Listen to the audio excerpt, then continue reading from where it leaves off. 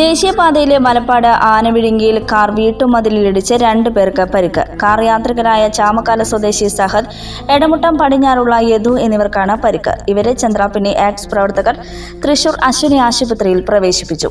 ശനിയാഴ്ച രാത്രി 11:30യോടെയാണ് അപകടം. ഇടിയുടെ ആഘാതത്തിൽ കാറും മതിലും തകർന്നു.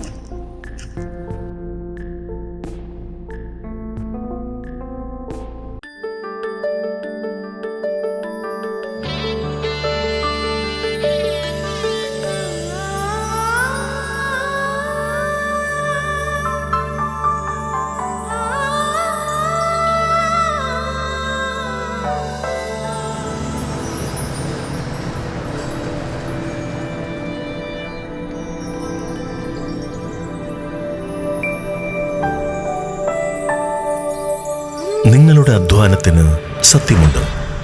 ഞങ്ങളുടെ സ്വർണത്തിനും. Ishara golden diamonds, Kodungallur road, Triprayar. സ്വർണത്തിന്റെ സത്യം.